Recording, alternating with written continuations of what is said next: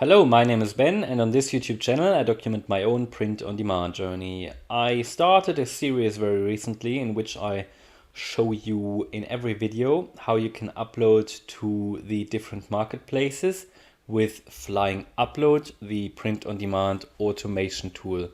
Now, the reason for that is that I actually had a few people asking me if I could do that, because on some, if you're just starting with Flying Upload, for example, to get it right first time, you want to know how it works, and it can be a bit frustrating if you need to figure it out yourself. I mean, they do have tutorial videos as well, but I think it's just good to have this all in one place and to really know, from someone who's used it as well, to see how that works and get some tips and tricks. So I already made videos about uploading to Zazzle and to upload to Spreadshirt. Today I would like to show you how you can upload to fineartamerica with Flying Upload.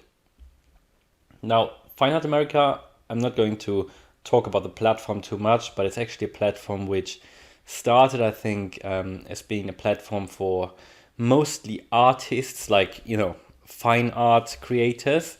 This has changed a little because they have recently rebranded to Pixels. Pixels is their international website, and if you have an account on fineartamerica, your products will also be found on pixels.com. There is no reason why you shouldn't be able to upload like commercial print-on-demand t-shirt designs to fineartamerica.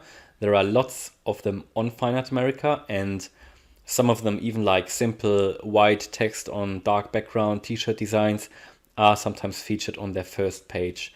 So this is definitely a way you can try and to make some additional royalties.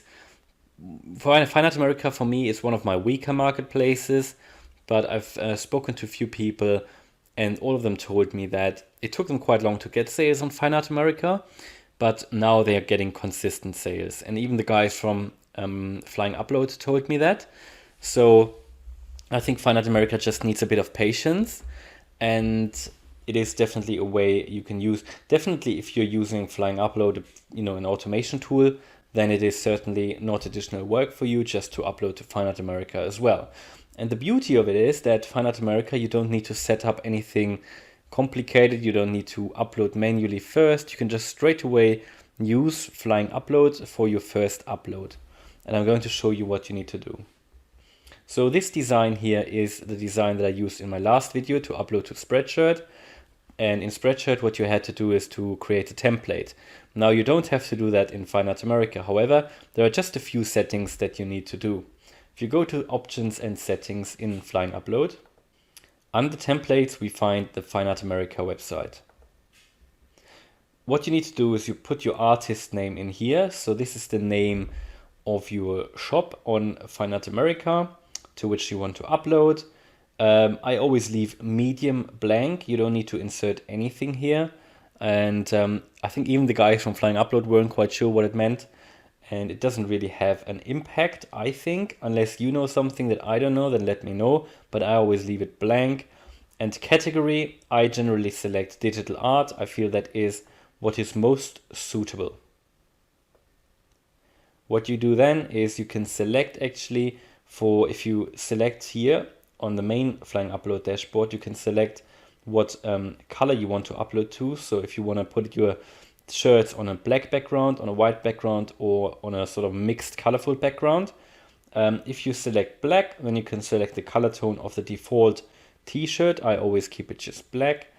White, the same, different white and gray tones, and colorful, you can just select a different color. For example, if you want your t-shirt always displayed on colorful, on yellow, then you can select that here. And then, so you basically here, you select the default colors. And what you can do then in the main, for every design, you can select if you want to select upload it to black, white, or colorful. And if you selected colorful, for example, in fineartamerica, and you selected yellow, then it would be a yellow background in fineartamerica. But I always generally use black. Now, the only other thing you need to do is just to start the upload process to fineartamerica.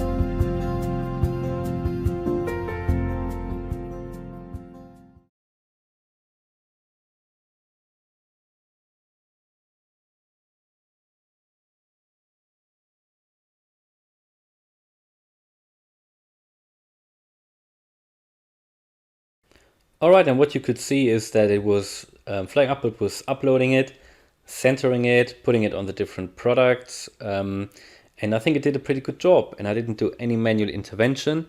Now, of course, you could go in afterwards and reposition anything if you want to, but I think it does a pretty good job. You know, if you do it manually, maybe you would do some things differently, but it still centers it. It puts it to the right size, I think. And if you want to do it manually, maybe you want to make it perfect, then what I would ask myself, you know, is these additional time that you put in to manually do it, which might cost you 5 minutes per design or even 10 minutes, will it really generate additional sales? Is it really worth it? That's to some point, it's sort of a philosophical question, you know, is it, you know, some people just have one strategy, some people have another strategy. I always think that depending on your time, how much time do you have, is, you know, do you really want to spend the additional time on doing that, and will it generate additional income or not? And if you think it does, if you think that will pay for itself, do it. For me personally, my time, I'd rather spend my time on creating more designs or doing some more research. So hopefully you liked the video. If you are interested in using Flying Upload, you can try it for free. You can get 30 downloads for a platform for free per month. So you can even use it for free on a continuous basis. You could sign up. Then you could use my link in the description and the affiliate, it's an affiliate link, and also the discount code, which would give you 20%, which is more discount than you would get on the print-on-demand Flying Upload website, because they give you only 10%. So this is pretty much it. I hope you liked the video. If you did, then please smash the like button. And if you want to follow me on my print-on-demand journey, then subscribe to the channel. Thanks a lot for watching, and see you in the next video. Bye.